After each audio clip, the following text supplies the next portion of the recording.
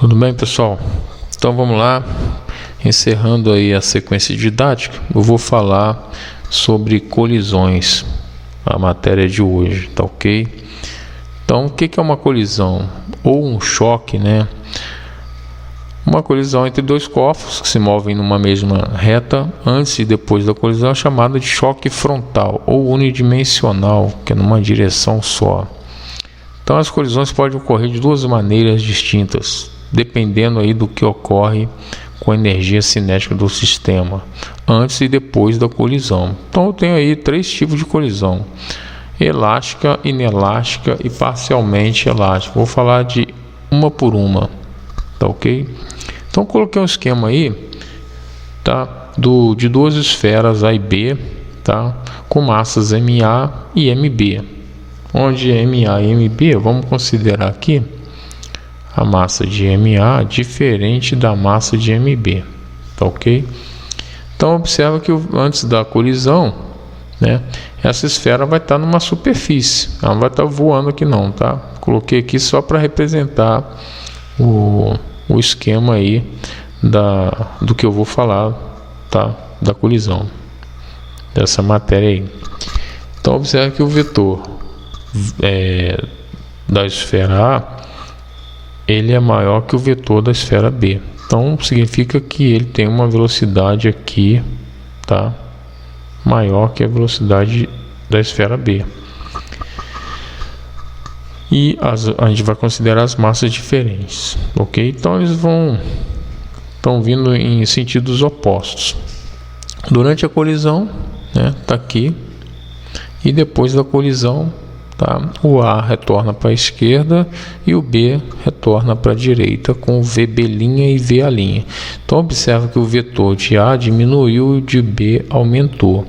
Então aqui, ó, o VB' ele vai ser maior que o VA', tá ok?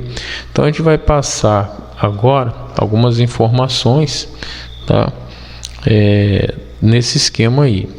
Então durante essa interação, na colisão aí, no choque frontal, nós temos forças atuando aí, né? Que é a força peso e a força normal, tá? Não está ali representado na superfície, mas digamos que esteja, tá bom? Eu vou ter essas duas forças aí. Essas forças são o que? Forças externas, eu expliquei aí na aula anterior, tá? Pois consideramos aí que o sistema tem o que? O nosso sistema, apenas as duas esferas aí, né? Então, peso e normal se anulam. Terceira lei de Newton, que a gente já viu. Que significa que a resultante vale o que? Zero. Por que é importante isso? Você aprendeu aí na aula anterior que o impulso de forças externas é capaz de gerar o que? Variação da quantidade de movimento no sistema. Mas se a resultante das forças externas vale zero, então o impulso das forças resultantes também vale o que? Zero. Então logo a variação da quantidade de movimento vale o que? Zero. Ela não vai variar, ok? Então vou colocar aqui, ó, o impulso, tá? Resultante aqui é igual à variação da quantidade de movimento, né? Então estou falando aí de forças externas, tá ok? Então aqui vai ser no meu sistema, tá ok? Então existem forças internas, né? Feitas por quem? Pelas esferas. E sendo forças internas, elas não geram variação na quantidade de movimento. Por que elas não geram?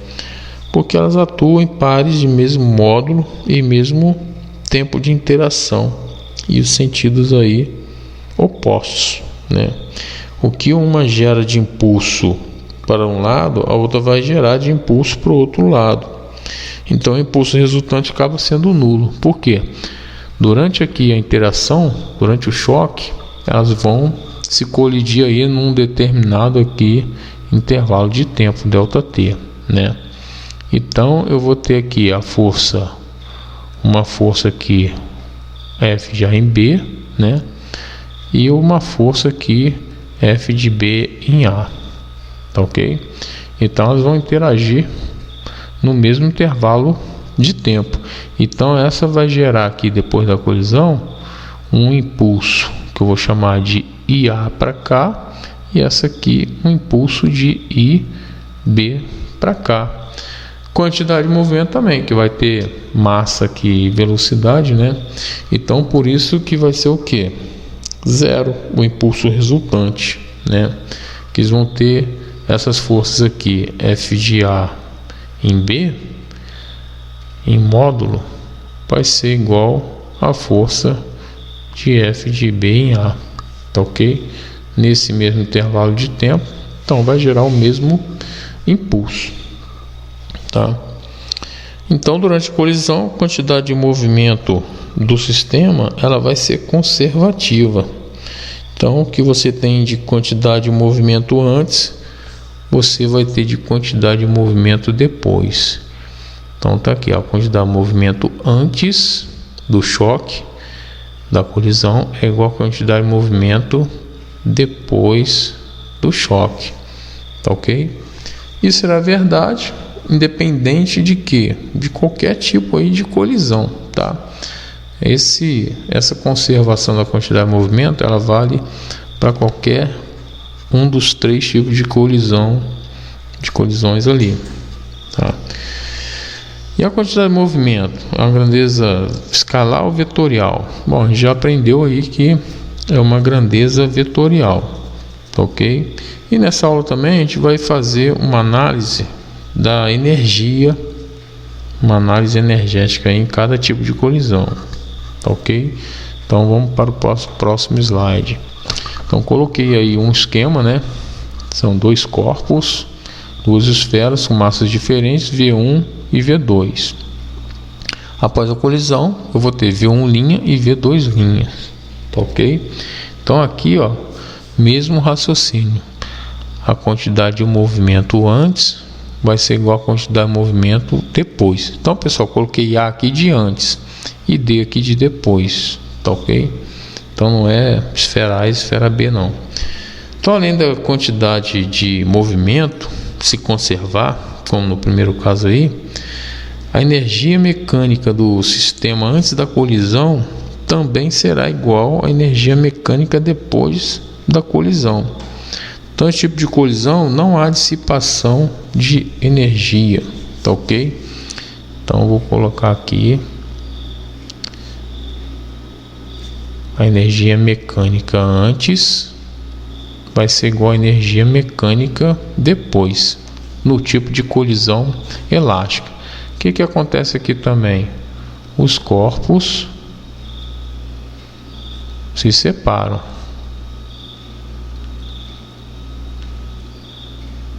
Nesse tipo de colisão, tá ok? Então, na prática, existe esse tipo de choque elástico? Na prática, não, tá ok? Aqui a gente considera aí o sistema conservativo. Aí depois, mais para frente, eu vou explicar quem que é a quantidade de movimento antes, quem que é a quantidade de movimento depois. Na colisão inelástica, né? Vocês já estão observando aí que os corpos ficam o quê? Juntos. Então aqui, vou colocar aqui.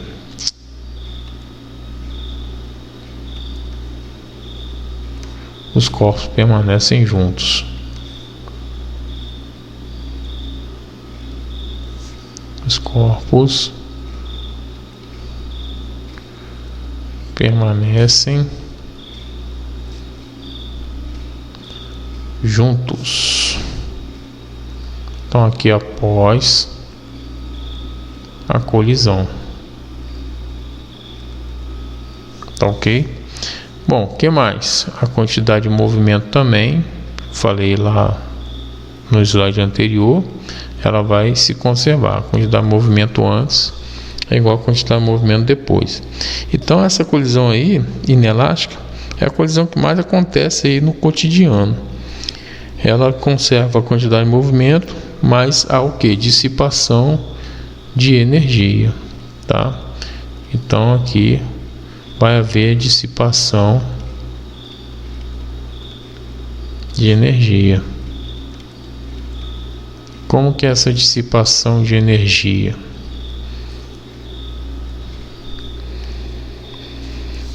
Bom, durante o choque, né, eu vou ter aí a energia sonora se dissipando, né?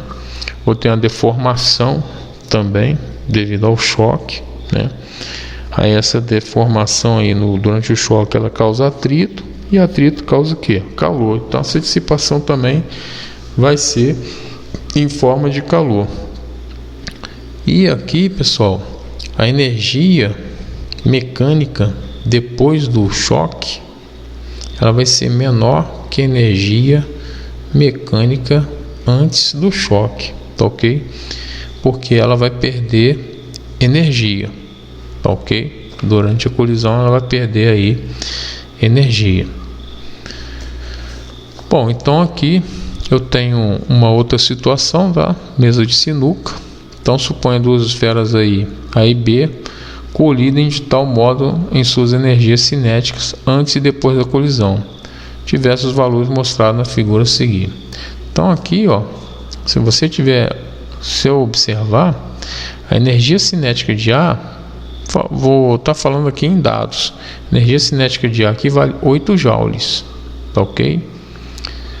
Então durante a colisão lá, né, eu tive ocorre a colisão, né, e depois eu vou ter aí uma diferença. No caso aqui o B ele vai estar em repouso, né? Aqui a minha velocidade aqui vai ser 0, minha velocidade inicial aqui vai ser 0, só vou ter aqui a velocidade de A. Então aqui ocorre o choque, né, antes do choque, durante a colisão, tá? E depois aqui eu vou ter uma velocidade VA', e aqui outra velocidade VB', tá ok? Então a energia cinética aqui de A foi para 5 joules, tá ok? No caso aqui, nesse caso aqui desse esquema, aqui ela não vai estar em repouso não. Eu dei uma olhada no vetor aqui, a minha velocidade aqui vai ser VB, tá ok? Então aqui vai ser antes do choque, aqui durante, e aqui depois do choque, tá ok?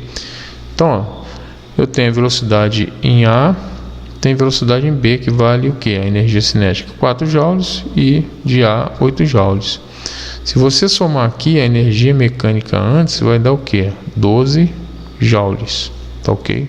Se você somar aqui, ó, energia mecânica, vai dar 12 joules também.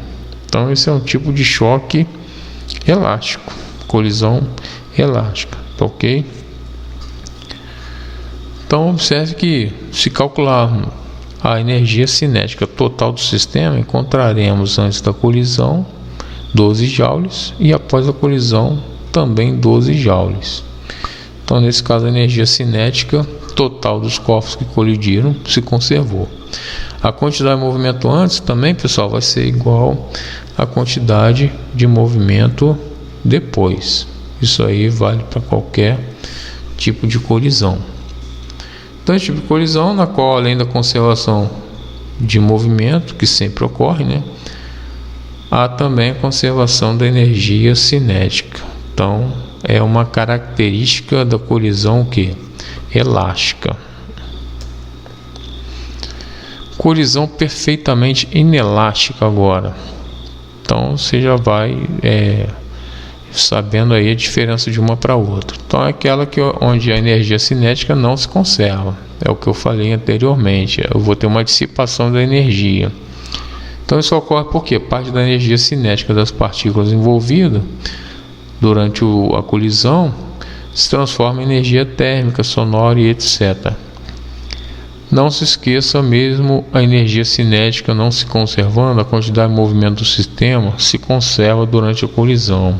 É o que eu falei com vocês, né?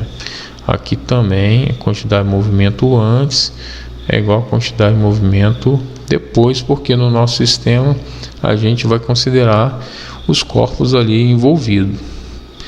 Então a maioria das colisões que ocorrem na natureza é inelástica, e é aquilo que eu falei com vocês, né? Nosso cotidiano ocorre mais a energia, o choque inelástico. Então tá aí um exemplo, né, do perfeitamente inelástico. Choque, os corpos passam a ter a mesma velocidade, tá? Por quê? A colisão, durante a colisão, aquele pêndulozinho lá, né, a esfera atingindo o pêndulozinho de madeira, ela ficou junto. Então eles vão se mover juntos, tá ok? Então aqui é um exemplo, né, um carro aí batendo na traseira do caminhão. Então eles ficam junto após a colisão, tá ok? Separou, já não é mais inelástico. Então aqui eu vou ter uma perda maior possível aí de energia, tá? Que é a energia cinética aí do sistema. Então a velocidade, lógico, né? Se o carro vier com uma velocidade de 100 km por hora e o caminhão está a 80 km por hora, né? Depois dessa colisão a velocidade dos dois vão diminuir. Então na colisão perfeitamente inelástica não se perde necessariamente toda a energia. E por último aqui, a colisão parcialmente elástica. Então se o choque se situa aí entre o perfeitamente elástico e o perfeitamente inelástico, ele é chamado de parcialmente elástico. Então nesse choque aí também a conservação da quantidade de movimento, tá? O que antes vai ser igual ao que depois. Então tá aqui, ó, que antes também vai ser igual ao que depois. Mas os corpos se separam, tá? Aqui se separam após a colisão. Então, pessoal, no choque elástico eles separam também. E no choque parcialmente elástico, eles também separam. Eles só vão ficar juntos em que tipo de choque? No inelástico, tá ok? Então já vai decorando isso daí. Então, ao contrário do que acontece no perfeitamente inelástico. Então, parcialmente elástico é o tipo de choque aí que ocorre quando após a colisão os corpos seguem separados, né? Então eles vão ter velocidades diferentes, tá ok? Então, tendo o sistema uma perda de energia cinética. Bom, encerrando essa parte aí dos tipos de colisões, a gente vai ver agora o coeficiente de restituição. O que é o coeficiente de restituição? Então ele é definido entre a razão, né? Aqui é o módulo, né? É o módulo da velocidade relativa de afastamento sobre o módulo da velocidade relativa de aproximação, tá ok? Então depois eu vou explicar essa parte aqui quando o corpo é abandonado. Então olha só para a gente voltar lá na cinemática e ver o que é uma velocidade relativa de aproximação de afastamento. Então aqui tem um exemplo bem simples, né? Tem dois carros aí, um verde e um cinza, e o verde está vindo a 50 km por hora e o cinza está aqui a 30 km por hora. Então qual que é a velocidade relativa? Quando eles estão no mesmo sentido, eu tiro a diferença dos dois, tá ok? Então tá aqui. Então 50 menos 100 vai dar 20 km por hora. Então se ele bater, tá? Se o verde bater no cinza aqui, lógico que vai bater, né? Vai ocorrer uma colisão. Então é como se o verde batesse nesse aqui parado a 20 km por hora, tá? Relativa é um em relação ao outro. Já um choque frontal, né? Tem aqui 50 km por hora e aqui 30 km por hora, tá ok? Por que esse sinal aqui é negativo? Porque se você colocar aqui a referencial da reta numérica positivo para a direita, né, a velocidade de 50 km por hora ela vai ser positiva. E a velocidade aqui de 30 km por hora vai ser o que? Negativa, tá ok? Então, em sentido oposto, você soma. Então, 50 mais 30. Então, vai dar 80 km por hora. Então, eu lembro que um acidente lá em Brasília, de um amigo nosso, eu tive que ir de testemunha lá, bateu um Voyage e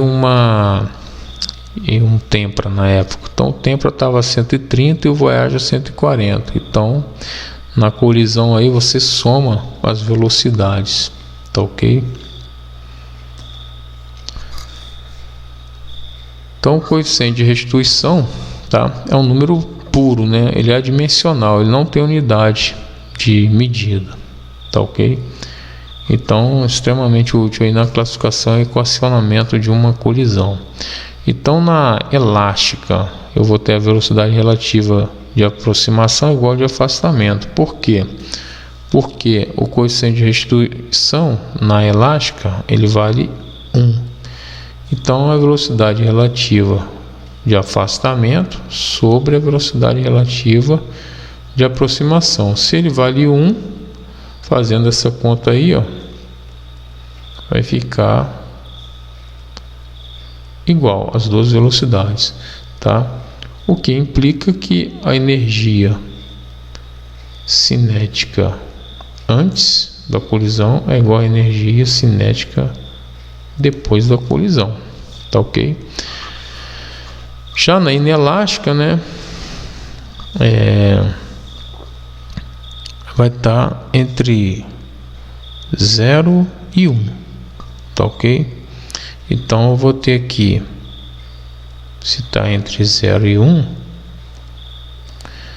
eu vou ter aqui a velocidade relativa de afastamento sobre a velocidade relativa de aproximação. Isso aqui é só para vocês lembrarem aí, se alguém esquecer, né? Então, esse aqui é uma equação simultânea. Então, a velocidade relativa de aproximação vezes 0 vai dar 0. Aí eu vou ter a velocidade relativa de afastamento. E aqui a velocidade relativa de aproximação vezes 1 vai dar a velocidade relativa de aproximação. Tá ok? Então, tá batendo lá, ó. Então, significa o quê? Que a minha energia, né, mecânica aí, final, ela é menor que a energia mecânica inicial, tá? E por último, a perfeitamente inelástica, tá? Porque a inelástica ela pode ser também chamada de parcialmente elástica. E a colisão perfeitamente inelástica, né, é o que eu falei lá anteriormente.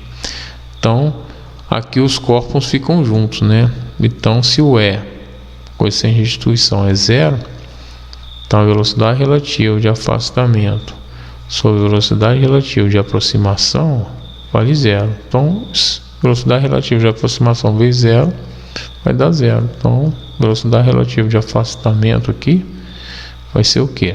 0. Então, falei aqui dos 3 tipos aí para vocês decorarem aí, no caso, se esquecer, né? Então, observação: o impulso é uma grandeza vetorial relacionado com a força e o tempo de atuação da mesma. Quantidade de movimento é uma grandeza vetorial. Tudo isso aí é importante vocês saberem. Então, possui aí mesma direção e sentido do vetor velocidade, né? Porque o impulso ele vai estar relacionado com quem? Com a força, tá ok? Aqui a quantidade de movimento vai estar relacionado o quê? Com a velocidade, porque a massa é uma constante do corpo. Então o impulso corresponde à variação da quantidade de movimento, né? Então isso aqui é o teorema do impulso. Impulso resultante, variação da quantidade de movimento. Durante uma colisão ou explosão, a quantidade de movimento do sistema também permanece constante. A quantidade de movimento pode permanecer constante, ainda que a energia mecânica varie. E após a colisão perfeitamente inelástica, os corpos saem o quê? Juntos. Então, na parcialmente e na inelástica, e na parcialmente e na elástica, eles se separam, tá ok? Então aqui tem uma tabelinha resumindo, né, os tipos de choque. Isso é importante e facilita aí para vocês estudarem. E as equações aí da resolução de problemas durante a colisão, né? A conservação da quantidade de movimento e aqui o coeficiente de restituição. Isso eu vou explicar nos exercícios, tá? Que vão vir no próximo slide, tá ok? E vou explicar também a velocidade, o coeficiente de restituição em relação à altura. Então, até o próximo vídeo aí, e vou encerrar por aqui.